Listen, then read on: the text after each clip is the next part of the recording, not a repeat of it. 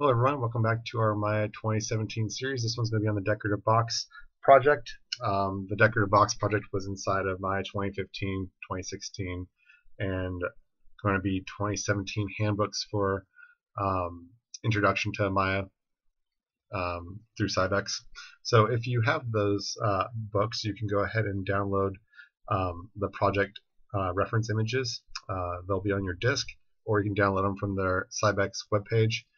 If you don't have the book and you still want to follow along, you can, if you're in my class, you can go ahead and go to Moodle and they'll be there right on the home page. If you are not in my class and you still want to follow along, you can go to the description of this playlist and there'll be a link to my Dropbox that will also have the reference images in there. So we go ahead and get that going. Okay, so we're going to do this same process, which is what we do for every single project inside of Maya, which is called creating a project folder. We went through this in the last one, so we're just going to go ahead and jump right back into this. We're going to go to File, and we're going to go to Project Window. Okay, and where is this going to be stored? First, I'm going to go and call this something. So right now we're set default, so I'm going to click New, so I can write something new in here.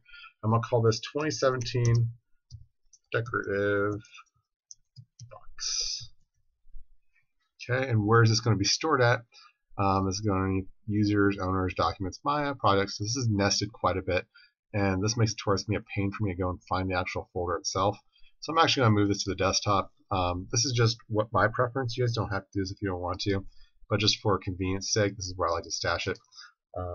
I safeguard my project folders by backing them up onto external drives. So if something was to happen, this is to be changed or deleted, I can always go and reference those. So if you stick it on your desktop, I suggest you also back it up onto your external, but don't try running it directly off your external, because if you do, sometimes Maya will have problems making the connections on where the pointers are going to, so like where your texture shaders are at. So you'll have to reconnect some of those things if you're running it off of external device. If you don't mind making those connections, that is up to you. I'm not going to walk you through that process, but it's pretty straightforward. It's just more steps to do. Okay, anyway, so I don't need to do this directory. I just need to put desktop there. Sorry, I got myself on a tangent. I'm just going to go to desktop and go to select, and then you'll see here it says users, owner, desktop. That's the location it's going to get stashed in. Okay, so I'll hit accept, and we're done. Next, I'm going to go to set the project. So I'm going to go to File, Set Project. I'm going to go to 2017 Decorative Box. I'm going to go ahead and go to Set. Okay, there we go. So now if I go to Save As, which I'll just go ahead and save it now, Save Scene As, you can see now that goes right into the project folder I just created, which is why we created and set the project, so that Maya is going to be looking in this project folder until I tell it to look somewhere else. And it goes right into the Scenes folder, which is where all of our scenes, all the stuff we're working on, will be saved to. So I'll go here and just call this one Ref 01. The reason why I'm calling it Ref 01, you could call it Scene 1, which is what they default to, but since we're doing this as a project, I'm just going to name them describing where I'm at in the project. So this first part of the project, we're just going to be dealing with reference images. So I'm just calling it Ref 1, so I know which one that is. Just going to save as and hit continue. Okay. Now I'm going to take the reference images that I had downloaded from the Cybex page. I also told you the locations where they're at a little bit ago. They're already on my desktop, so I'm going to go ahead and shrink this down for a second. Okay. Let's see here. Where is it at? Oh, there it is. Decorative Box 2017. Go ahead and open this up. You'll see here it says Source Images. Now that's where your reference images need to be stashed. That's where any kind of texture images, texture files, all that stuff needs to all be stashed inside there. Okay, so here's my reference images right here. I'm just going to go and do a little marquee box over these guys. I'll just drag them into my source images, so now they're part of my project. Okay, so now I'm go ahead and just close this down. I'm done with that. Bring Maya back full screen. Okay. All right, so now we have our source images. We have our project folder set up, and we're good to go. Now for the second half of this project, we're going to go ahead and create our reference images. So we're going to go to Create, and we're going to go to Polygon Primitives, and we're going to go over to Plane, And next to plane, these little boxes on the side here, those are called submenu boxes. And almost every tool inside of Maya and every object inside of Maya has this submenu box on the side of it. And what this allows you to do is when you click on it, it'll open up and give you parameters you're allowed to change. So you can say, I want this box to be created at a width of whatever I want or a height of whatever I want. And with divisions, with height divisions, will tell you how many polygons this object will be created out of. So if I have 1 and 1, it means that I'll have 1 polygon. If I said 10 and 10, that means I would have 100 polygons, kind of like what we have here with our grid here. If this is 10 long, which I think that's a little bit more than 10, we're looking at like 12 here. Yeah, 12, so each one of these is a foot in each direction. If this is supposed to be an inch. So, it'd be 12 by 12, and so forth as you go making this entire grid. But point being is that we only want 1 polygon because we're using this just kind of as a picture, so we don't need a bunch of extra geometry floating around there. So I'm just going to go ahead and leave that as is. Also, the width and height I'm just going to leave as 1. I can manually change these in the scale if I want to, but this makes it to where it'll be a perfect cube. So I'm just going to go ahead and hit create, and it'll pop up there in the center. Okay, there it is. Okay, I'm going to go ahead and call this one. Naming conventions are important, so make sure everything inside of Maya is named. So I'm going to go ahead and call this ref underscore plane, or ref top, not plane. Okay. All right, let's zoom in a little bit here. All right, so we're going to create another one.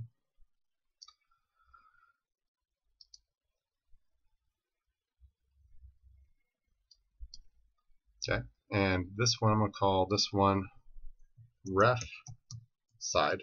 Now, I didn't go to the submenu that time because I didn't need to. It's already set to 1 polygon. But it is right on top of this image, so be careful here. If you create one and you're like, oh, I don't see it, it's because it's in the exact same spot as the last one. So good way to check to make sure you don't have more than one is to go to your outliner just to check. This little guy right here, this is your outliner right here. It's a shortcut. And you can see now I have ref top, ref side. If you just create another one, it might say plane 1 over here. So just make sure you have these selected correctly. Okay, I'm going to create one more.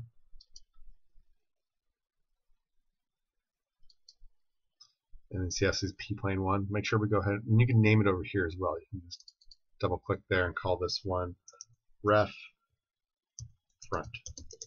Okay. Now, if you're paying attention to the Cybex book, the Cybex book has it to where they have like offsets on some of these to where like one's at 0.9, one's at 0.8. I can, and I think almost anyone can, just take a look at the box and be able to line things up visually by just comparing edges. So I'm not going to actually go and enter in values of 0.9, 0.8. I'm just going to scale them by hand and make sure that the edges match up, and it'll be just fine. So if you guys feel comfortable about that, just go ahead and follow along. But at the end of every scale that I reset by hand, I'll just give you the actual numerical value. So if you don't feel like you can eye it, you can just go ahead and plug in the values I give you as I create it. Okay, so next step here is I need to make it to where these are actually facing the direction they need to face. So I'm going to go to my 4 panel. Now there's a shortcut icon right here. This will bring you to your 4 panel. Or if you want to know the hotkey, just press spacebar lightly 1 time. If you hold down the spacebar, it'll create what's called the God button inside of Maya. So you'll see like all the shortcuts to all of them like this will pop up. And once you get used to Maya, this can be handy. To be honest with you, I've used Maya for almost 10 years, and I don't use this. This doesn't work for me. I use a shelf, and I use hotkeys, but I don't use this. But tangent aside, if you press the spacebar lightly 1 time, you'll get the 4 panel just like this. So here, click on this. Here's the 4 panel I was talking about. Press spacebar on this one, brings it to full screen. If I press spacebar again, brings me back to 4 panel. If I have my mouse in this window and press spacebar, now this one's full screen. Spacebar again, back to 4 panel. So this is kind of what I'm trying to get you guys used to, is just visualizing that you don't have to rely on these icons on the side here, that you want to get away from using these as quickly as possible. Okay, so first one down, we got this. We're going to do the top one here. Okay, so the top one, I'm going to, and I just used a hotkey there. I didn't go over here and hit the move button. You can go over here and hit the move button here, and this will make your translate tool pop up. or you can hit W, and that's what I just did, and that'll let you your translate tool pop up. E is for rotate, R is for scale, Q is for just selection. So you see I didn't move and click any of these guys, that was all hotkeys. So back to translate, W. And just to go over this one more time, what we're looking at here, the green arrow here, this is your y-axis. Your blue arrow is, so y-axis meaning up and down. This blue arrow is your z or z-axis. That means forward and backwards in your 3D plane. This is what gives you actual 3D dimensions. And then here's your x, which is what you'd have in just 2D. So this is your side to side, if you will. Okay, so what are we going to do here next? We're going to move this down. Okay, so here's something else. Here's another trick I've kind of figured out. We're going to go to create. We're going to create ourselves a cube, and we're going to actually be able to use this cube a little bit later on to also be part of our modeling sequence. Let's make this cube a little bit smaller. So R for scale. Just grab this center one here, scale it in all axes. Okay. Something else is worth noting, W for move, that as you click on the direction, so don't grab this one here in the center, because what this does, if you grab this little teal box here on the move tool in the center, is it allows you to move things based off your perspective angle.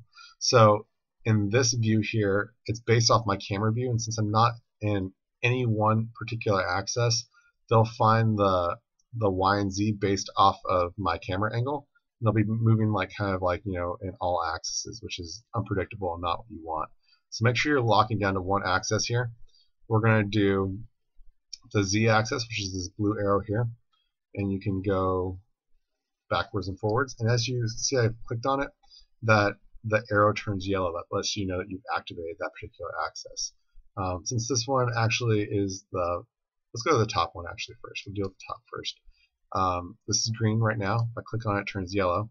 That's perfect. Now, in our top view over here, if I zoom in, I want to be able to see this cube here. So if I go up, you can see like you definitely can't see the cube. But if you go down far enough, all of a sudden the cube will pop into view. You can tell because this little grid part here kind of comes out. So there's the cube. Okay, so that's good. Let's bring this down over here. Same thing over here. We got these guys here. We want to make sure that our front views, so here's our front. So this is our front over here. You can see it says front right here. I need to rotate it to where it's now facing the front. So we're going to go ahead and rotate it. And we want to rotate it 90 degrees in the X. Okay. And we want to make sure that it, now let's go ahead and turn on a function that will allow us to see this a little bit clearer. And we'll just do this in all the windows because it's, since they're both gray and orthographic, it's hard to even see this. So there is a function in here called wire on shade. Now if we shrink some of these viewport options down, we can see it very easily. So I'm just going to shrink this one down by clicking this little line with a little slash on it. Same thing with this one here. I don't need any of those tools right now. Mainly the tools I need are right in here. So I'm going to go ahead and turn on, let's see here. There's wireframe, smooth shade all, default material, frame wire on shade. That's the one we want. Okay, so now you can see the blue arrow or the blue outline of this polygon. So now you can tell whether this is being blocked or not, right? Okay, so if I go forward, all of a sudden that blue lines for that square go away. So I know that this means that if I move the plane in this direction, that means that I'm blocking the camera from being able to model my box. So I have to put the plane on the other side. So I'll push it back over here. So in my 3D view, you can see that it's now over here. We'll move this one down a little bit further too. Let's just go ahead and actually move this off to the side like so. We're going to scale this all up eventually, so I don't want them right in the way. And how far they are away from it doesn't really matter as long as they aren't in the way of the model as you're creating it. Okay, so next we're going to, let's see here, we're going to do our side view. So here's our side view right here. Again, we're going to rotate it. This time it's going to be in the Z axis, right? So 90 degrees in the Z. Let's put -90. The black means that the normals are flipped, meaning that okay, so let me lightly touch on what normals are. So normals are, Maya has on the polygons, which is what we have here, that's a face. The normals face in one direction on the surface of the polygons. So if it's black, that means that the normals are not facing that direction, which means that if we have a texture node attached to it, in some programs it won't display anything. But we want the normals to face the camera so that you can see the image that's being strapped to that particular polygon surface. So if it's black, we want to either reverse the normals or just flip the object so that's facing us. Okay, so that's a quick overview of what normals are. We're going to definitely delve deeper in that later on down the line. Try to wire shade on these guys as well. Okay. Alright, so there we go. We got all three of them set up. Now we can grab each one of these, now that they are all set up, and I'm going to scale them up all at the same time. Now this shouldn't push them apart, it should just change their scale. See how they're just getting bigger, but they're not changing position? Okay, that'll just make it to where it's easier for us to model. Okay, yeah, let's just go almost to 8. Alright, that works. Okay, good, good. Alright, now we're going to go ahead and create some shaders for our reference images so that we can actually attach our pictures to them. Now, each one has a default image, or a default shader attached to it. But if we attach an image to that default shader, it'll make it to where every object we create will have that image attached to it. So we're going to try to avoid that. Alright, so next we're going to do is we're going to go into our hypershade. Now, hypershade, and if you've used Maya before, used to be this quick little icon on the side here, which made it where it's very easy for us to just click on here and we'd be into the hypershade. They did make it a little bit more difficult to get to now, because I think that they're thinking when they redid the UI here was that they're going to stick this icon here, which makes it to where we have our preview window, but then it gives us this empty window over here for us to deal with, and we can go to panels and tell Maya what we want to actually use as far as in the next view here. We can go create ourselves another orthographic view we can work with, or we can go to our whatever. So we go to panel, and then it'll give us all these different editors we can get into. So the editor we're looking for is the hypershade. So then that pulls up in the hypershade for us. And it does take a second here for it to load in. Be careful about, looks like it kind of broke itself from before. Yeah, that's a pain. Okay, well, I can still work with this. So I kind of tweaked something and made it to where I lost one of the shells, which I was going to try to avoid you guys, or warn you guys about doing. If you go to bends and kind of shrink some of the stuff off to the side, you can end up pushing into an area mixed to where it's hard to get it back, if impossible to get it back. So yeah, let's see here.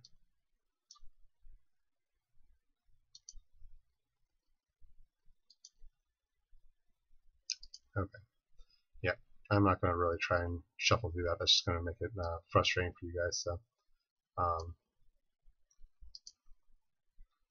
alright, so really what we need though is we just need to create a few shaders, and we can do that without the workflow area. Unfortunately, I don't have it here on mine.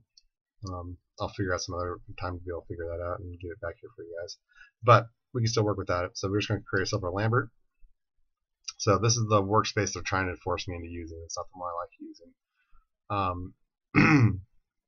Okay, so I created this new one. It's called Lambert 2. So all I did is underneath Maya, you'll see Lambert here. Just click on that one time. So you can see over here it says Lambert 2. Let's go ahead and call this one ref front. Okay. And underneath the attribute editor tab, so if you go down here, you'll see there's this tab here that says attribute editor. Just go ahead and click on that. If you can't find it, just go up to these tabs up here. This one right here is the attribute editor. You'll get these attributes here now. This is what we're looking for. So you see the color attribute. Now, if you guys went through our solar system project, this should seem very familiar to you. We've already done this before as far as attaching in textures to particular objects, which is the same process. So we're just going to go to color. We're going to click on the little texture node on the side of it. We're going to go to file, and we're going to go to folder, and we're going to go to front. Open. Okay. Alright. And now this one here I can see is called the front reference. You can see it right here in the tab. And if I hold down right mouse button on this polygon floating out here, a reference image for the front, we'll get this floating menu. And at the bottom here it'll say assign existing materials. And there's one here that says ref front. I'm just going to over here and say there we go. Alright, now nothing appeared initially because I don't have my textures turned on for this viewport. So I need to go over here, turn on textures, and there's my front image. Okay, good. Now I need to do the side one. So I'm going to go over here and just run through the process one more time. I'm going to create myself another Lambert. And this one I'm going to do the same thing with. I'm going to go ahead and go to File, Folder. This one's going to be my side. So left. That's what I want.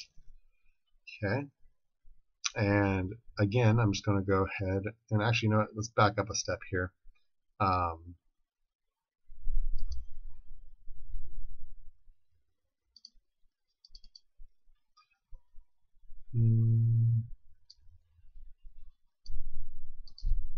Just going to change this one. We'll call it ref side. Okay. And then I'm going to go ahead and select my side plane, hold down right mouse button, and go down to assign existing material to ref side. Okay.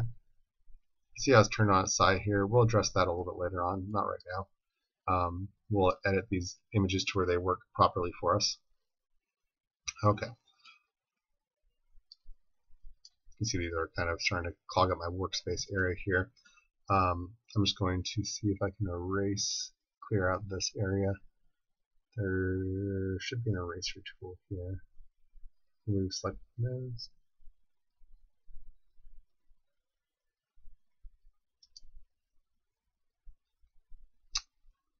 So we'll have to look into a little bit later on. There was an eraser in here in previous versions, and it just made sure it cleared out this workspace for me really quick. But that's okay. I could look at that a little bit later on. Okay. So we're going to create ourselves one last Lambert. Let's go over here. There we go. Go ahead and call this one up here. Call it ref top. Okay.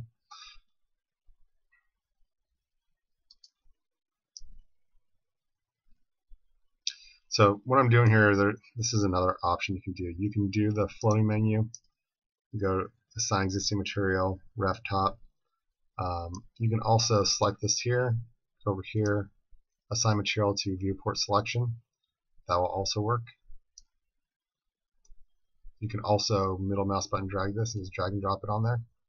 All ways that work. So Maya basically created a bunch of different ways to skin the cat and to do the same exact thing. So whatever way works best for you guys, whatever makes the most sense, go with that route. I was just kind of showing you there's a couple of different options there if you felt like you were more comfortable going those other routes. Okay, so let's go ahead and continue on here. We're going to go back to the color. Going to go on the checker box. Going to go to File, Folder, and the last one is Box Top Reference. I'm going to open that one up. There it is. Okay. Alright, so we're done with the hypershade for now. All these textures here are done. We do want to sort out these guys though, so I did say we're going to fix these reference images so that they actually work correctly. So we're going to switch the hypershade here to turn it into our, we'll go back to panels and we're going to go and turn this into our UV editor. Okay, there we go. Now the UV editor is set up in this kind of Cartesian grid here. We'll select our first one we want to work with, which is this guy right here. Okay, and go to shell mode. Go ahead and select it here. So as all it is, held down right mouse button on here to shell. So select the whole thing. Okay, and what I want to do is I want to rotate it so that it fits over here, right? So I'm going to use these rotator tools right here. This one here will rotate it in 45 degrees. So I'll rotate it this way. Okay, so now it looks right over here, right? Good.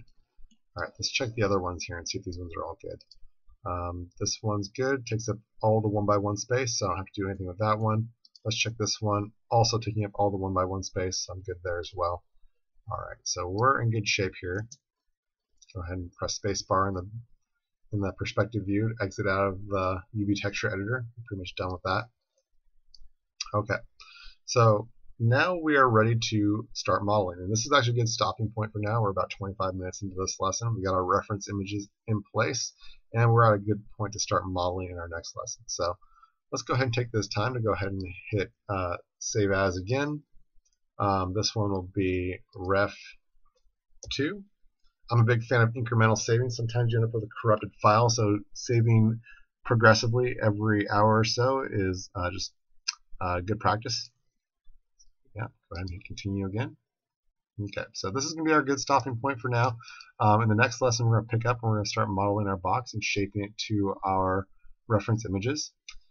So thanks for watching, and I'll see you guys in the next lesson.